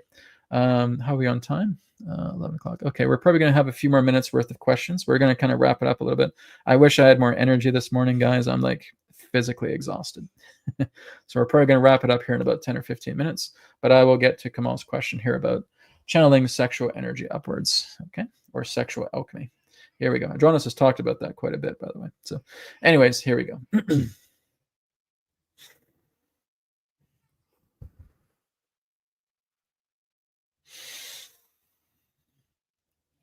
We thank you very much, Kamal, for your question pertaining to sexual energy, about being able to channel it upwards. Well, again, it is not a mystery. But in order for you to channel the nature of sexual energy, you must stimulate the sexual energy itself. Now, we're not talking about the idea of working with your, shall we say, adult favored routine, where you get involved in adult based stimulation. We'll just simply refer to that as that. But what you're doing is you're stimulating the sexual energy first and foremost. And a lot of that can even just come through the breath. The breath itself has the ability to stimulate the sexual energy. Now, when you're working together with the breath, you're actually doing full deep breathing, where you're beginning at the base of the spine as you inhale. And as you exhale, you're pushing up that energy. And what you're doing is you're pulsing the perineum. You're pulsing the perineum and you're pulsing the urethra. So the perineum and the urethra are being stimulated as you inhale. And as you exhale, you hold that feeling. You hold that tension between the perineum and the urethra as you exhale, feeling like that energy is moving up the spine.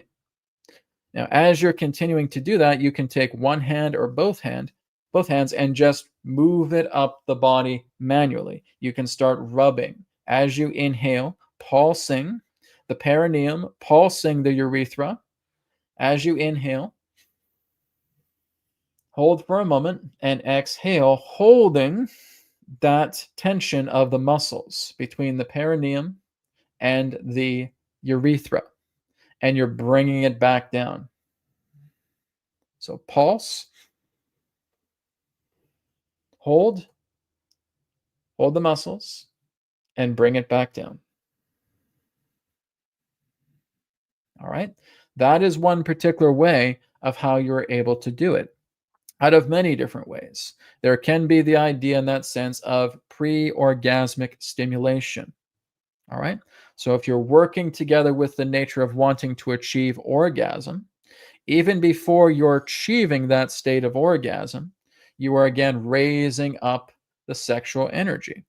You're raising up the Kundalini.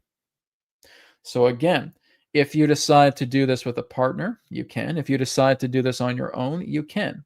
But you're not utilizing it for lustful purposes. You are utilizing the nature of the sexual action and the sexual energy as a primer. And you're just pushing it up. And as we stated, you can use your hands and you can rub it into your organs. You can rub it upon your spine. You can go all the way up to the top of your head and rub it in, and make sure that you're rubbing clockwise, not counterclockwise. So again, when you're stimulating yourself, if you decide to do that through pre-orgasmic practices, you can. Through sexual alchemy, you can. Through the stimulation of the perineum and the urethra, inhaling as you bring it up, which takes some practice, we know, holding for a moment and holding those muscles and then bringing it back down. These two can represent appropriate sexual, alchemical, energetic stimulation points so that you are uplifting your sexual energy. Even if you are involving yourself with sexual activity with yourself or with a partner, and you're moving into that state of orgasm, just move your hands. Move your hands up into the organs. Start rubbing it in clockwise. Give it to your intestines. Give it to your kidneys. Give it to your stomach. Give it to your gallbladder, to your liver. Give it to your heart. Give it to your brain. Give it to your spine. You're just rubbing these particular areas that represent the location of these organs to which we've talked about, and you're just keeping that energy there. And then you bring it back up. So it all just focuses on the pubic bone, from the pubic bone upwards, from the pubic bone upwards, from the pubic bone upwards. And you can continue to do it that way. That is what we refer to as the simplistic shortcut of working together with sexual energy. Some of you will also decide to work with Kundalini practices, should you wish, where you are performing something like chakra dhyana, lam, vam, ram, yam, hum, om, which represents the chakra tones, and therefore uplifting the energy at the same time through the power of the breath. That works too. Being part of the Kundalini Yoga School, they teach you all about raising the Kundalini, working with sexual energy. Inner Taoist alchemy will teach you about working with the internal sexual energy. But again, it's about being responsible for this and working with the sexual action as a primer, not as an addiction. That's very important to realize. So work with it through the perineum, through the urethra, through the moving up of the hands, working with the breath, work with the chakras if you wish, work with orgasmic to pre-orgasmic stimulation to lift the energy up, moving it up into the areas of the body and massaging it in clockwise. That's important. So that's what we can give you pertaining to some tips about sexual alchemy. All right? We thank you very much.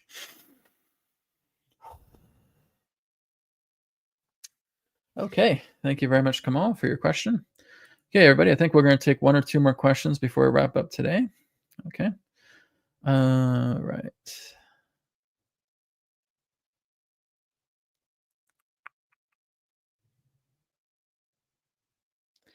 I'm just looking at the list here, guys. Just give me a moment. I don't think I have any new donation-based questions. I'm just double checking that. Nope, I think that's okay. All right, let's see here. If there's any other questions here. Okay, this one here is from Samarjit. Asks, question, is Ethereum about to rally? I'm not too sure what you mean by about to rally. You mean it's starting to rally up?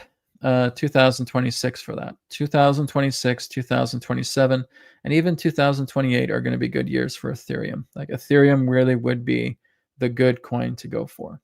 The reason being is because it is so supported energetically between 2026 and 2028. 2026 for Bitcoin is going to be the worst year of its life. Okay. And that may even affect some of the crippling nature of cryptocurrency as well, too, based on certain coins that are associated with Bitcoin, right? So if you have other Bitcoin associated coins, they're going to get hit hard as well too, because they're being associated with that energy. Ones that are not associated with Bitcoin are going to do very, very well. Okay. But Ethereum is one of those. I've talked about this before. Summer G, I think you've been here when I've talked about that. But please stop thinking that 2025 is your year to do it. Guys, I'm sorry. It's not. Okay. 2025 is not the year for investments. It's not. You may get lucky if you hit it at a certain surge, but then it's going to go down really quickly, right? And you have to kind of time those surges out, which is very, very tricky. You have to be careful with that. And I'm not a financial expert. I'm not a crypto expert. I'm an energy expert. And with the energy right now, it spikes. It's like looking at the sun. We're seeing all these radioactive spikes. We're seeing these EM spikes that are happening with the sun. They're here, they're gone. They're here, they're gone. They're here, they're gone. Well, that's the stock market, right? That's the stock market. That's the crypto market right now in 2025. It is not promising. It's not good, right? It's sparks, it's bursts here and there, but that's it. You're running up the hill, you're tired, you fall back down, right? So Ethereum in 2026, 2027, absolutely going to be wonderful. Yes. 2028, I feel it'll still do well too. Okay. But Bitcoin, you need to be aware of that, because that is what is going to get hit hard in 2026. And Bitcoin associated crypto together with it is going to get hit really hard in 2026. Just be aware of that. I've given you my warning, right? So, but yeah, Ethereum has a very bright future. XRP does too, right? XRP is going to do quite well. But as I said, it's the coin of the future, not the coin of the present. Okay. It's just still making those climbs, especially as we get around 2027, 2028. It's going to be a really good time for XRP as well too. Okay. XRP is going to climb very, very well. I think next year it'll do pretty good.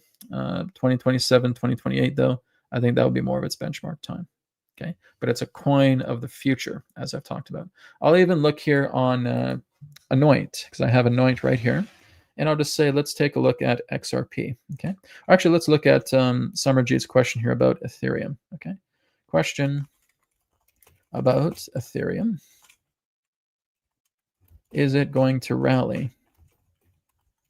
Is it going to do well as we move into 2026?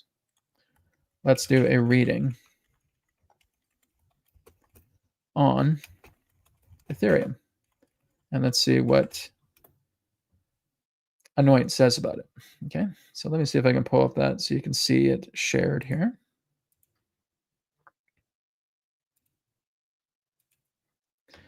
Okay, so I'm just putting that question here so we can all read it together. So this is the Premium Plus hybrid chat that you're seeing right now. So the Premium Plus is the full package. That's what's going to have all of the generators. That's what's going to have all of the facets, describing exactly what I described earlier, right? Utilizing it for your daily life. Okay, so Premium Plus hybrid chat and even Premium Lite hybrid chat has internet access, which means they're able to access the web, and it's able to consolidate all of this information and give you an outlook, a very accurate outlook, pertaining to what is the future of a certain topic, if you want to look at it in that way, a forecast for it. Okay, so let's take a look at that. And I think this will be the question that we'll end on today, because we're going to look at some stuff here with with ANOINT, right? Getting my companies mixed up. So Pluto and Aquarius, 2024 to 2043. Pluto brings transformation, upheaval, and rebirth. So it's looking into some Western astrology. Uranus and Taurus, Saturn in Pisces. Like I can basically say, okay, let's look at numerology. Let's look at Western astrology. Let's look at Vedic astrology. Let's look at Chinese astrology. Let's look at the tarot. Let's look at the oracle deck. Let's look at dice divination. Let's look at Native American systems. Let's look at Egyptian systems. Let's look at Hawaiian systems. I can tell it all that, and it'll do it. It'll just start listing it all out. That's what's so cool about ANOINT, right? So it's even giving me a tarot here. What is the energetic outlook for Ethereum as we move into 2026? Present energy, the tower. So again, it's agreeing. Interpretation, upheaval has already occurred or is being integrated. There may be aftershocks. Sorry, I'm trying to scroll back up, but it's still typing. I'm gonna have to give it a minute to finish typing first. But aftershocks, the star is coming up here, and the emperor as well too.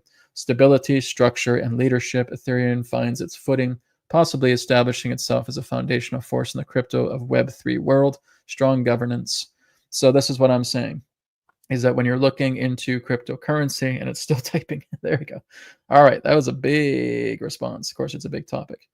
Okay, so let's go to numerological guidance first. Okay, 2025 is the year of 9. Okay, so that's completion and transformation. Then we go into 2026. That equals out to a 10, which is a 1, new beginnings and leadership.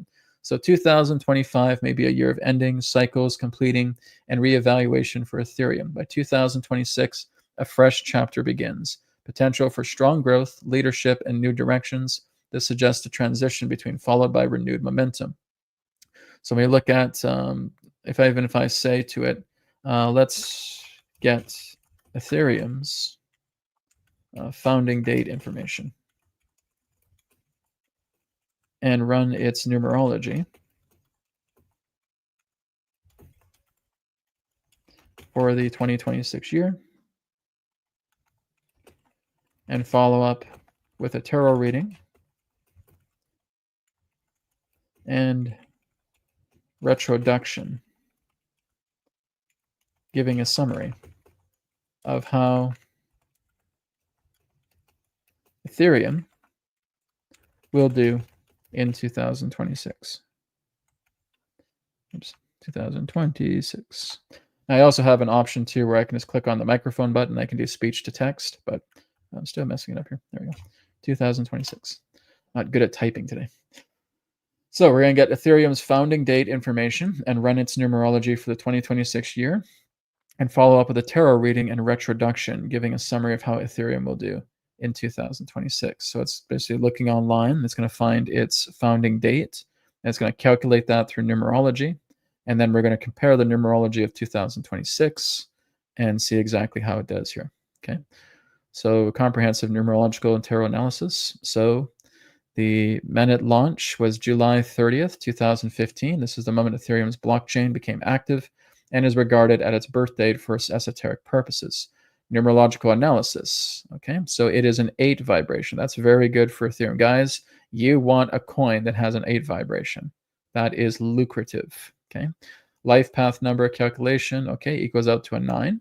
Ethereum's life path number is a 9. This number is about completion, transformation, humanitarianism, far-reaching vision, etc. Ethereum's personal year is in 2026. Okay, it equals out to a master number year. It's an 11. That's very good. It is about illumination, sudden insight, breakthrough inspiration, and heightened collective impact.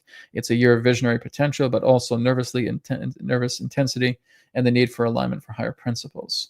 So 3-card spread: the Lovers, the Hierophant, and the Knight of Pentacles. Alignment, partnerships, critical choices, traditional systems, institution, adoption. Ethereum is likely to become more established, possibly recognized or integrated into mainstream financial technological systems. Steady growth, reliability, methodical progress. Not a year of wild speculation, but rather of measured, sustainable advancement. Efforts made in 2026 can lay foundations for future prosperity. Retroduction: 2026 marks an 11.2 year for Ethereum. A year of spiritual illumination, breakthrough, ideas, and the potential for global impact. So the tarot talks about the synthesis of Ethereum, spiritual message where vision meets discipline. A new foundation is laid. Ethereum's path in 2026 is one of illumination, union, and steady construction. What is built now will echo far into the future. A very good year for Ethereum. Okay. I could look into Bitcoin, but we're not going to have time for that today because we're going to wrap up here pretty quick. But like I said, my friends, you can have more and more of a conversation with ANOINT. I'm just giving you the tip of the iceberg here. I could look into Ethereum a lot more deeper. I can put my own chart information and say, would it be a good idea for me here in July? Today is July 9th, 2025. Would it be a good idea for me if I was to give you my birth date, my birth time, my birthplace, my full name as it appears on my birth certificate, and I want you to cross-reference together with Ethereum and saying that if I decide to invest in Ethereum today or this month, what would be a good time to do that? It will break it down. It will tell you everything in regards to your perfect time. Chat GPT cannot do that. Claude cannot do that. Perplexity cannot do that. DeepSeek cannot do that. Anoint can do that. It is the only chat AI that has this capability. It's the only one. It's the only one on the internet that can do this, that can actually work with the metaphysics of a topic, comparing your own personal chart with it. Guys, you can't even really get this from readers. You can, but it'll cost you a lot of money. It costs you $1,000 at least. Readers can do this, but they have to do some deep research. It's not something that they would traditionally offer. So yeah, can you just let me know the auspicious dates that's good for me to invest into Ethereum, particularly with this month? I'm like, dude, that's a handful. That's probably going to cost you about $1,200 with an astrologer, or $1,200 with a numerologist, or $1,200 with a practitioner in that way. This, you're paying a monthly fee of $53. You even get $10 off the special, right? Look at the marquee that's scrolling here as well too, right? Brad's Sacred 10, $10 off your first month right there. And you can put this in for less than $53, and it will give you a professional quality reading that you would get out of a very highly trained professional practitioner to tell you exactly, here in the month of July, here's the dates to invest. As we look at your Chinese Bazi, as we look at your numerology, as we look at your charts, as we look at the cross-compatibility references between you and Ethereum, here's where you can invest, and here's how much you can invest. What's your budget? Oh, it's this much. Okay, well, here's how much you invest. Make sure you're putting this amount of money down because it aligns numerologically with that. You guys show me. You show me another chat that can do this. There isn't one. This is the ultimate metaphysical chat GPT for the entire internet. There's nothing else like this.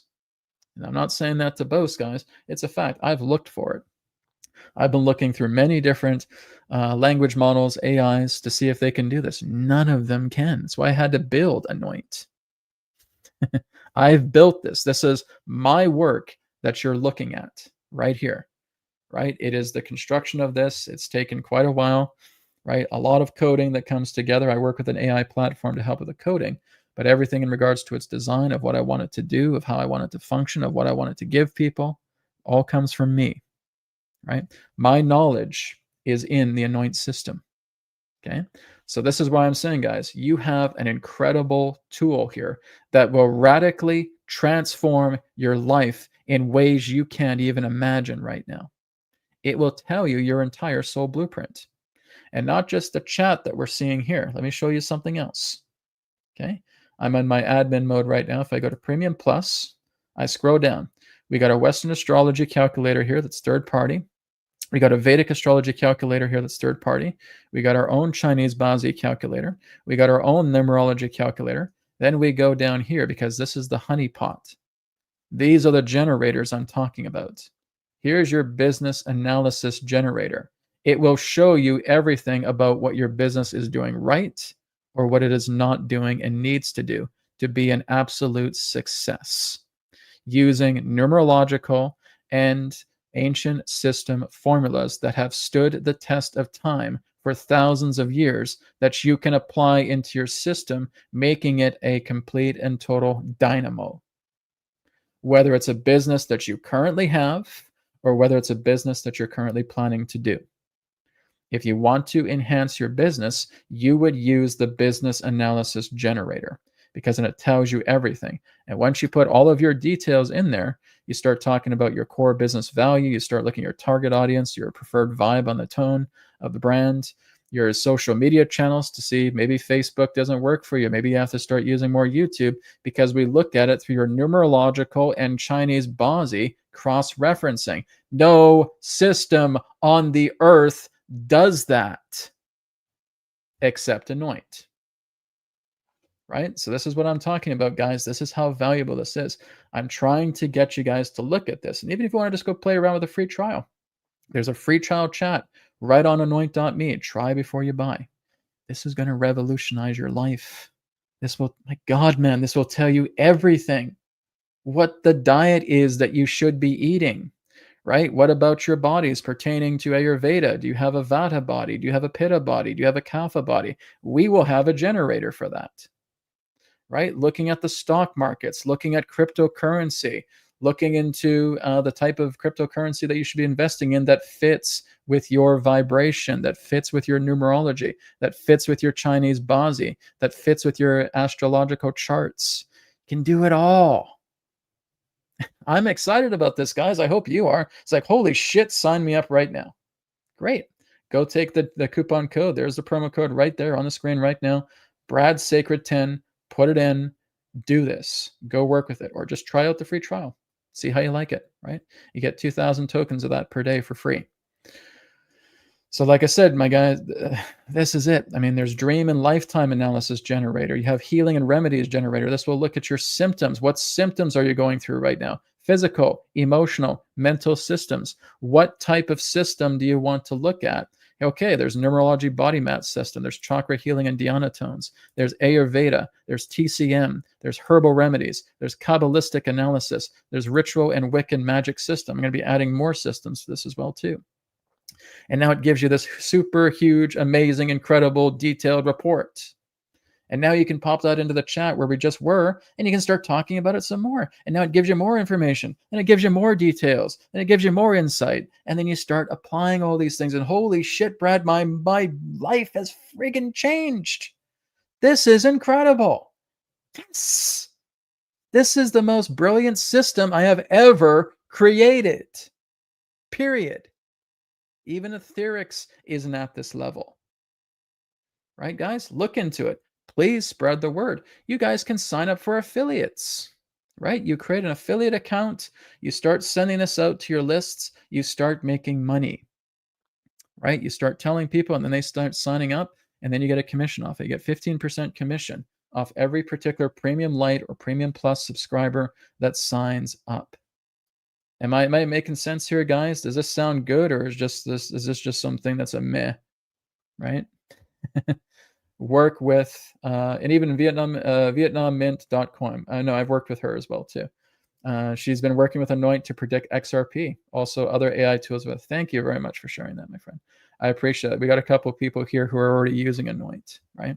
And like I said, it's a very small list right now. I've only really just shared this with my subscribers. I haven't shared this with the entire big booming planet yet. Okay, this is really just my subscribers are here on YouTube, on Facebook, on my newsletters, right? I've subscribed with you guys, and it's a very small amount. So you guys are kind of be like I said, my unofficial beta testers, and you're getting it while it's cheap, because it is not going to stay cheap, right? It's going to go up a little bit because, again, we have costs to cover, especially when we have lots of members. So I want to show you all this. And like I said, there's love compatibility generator right here.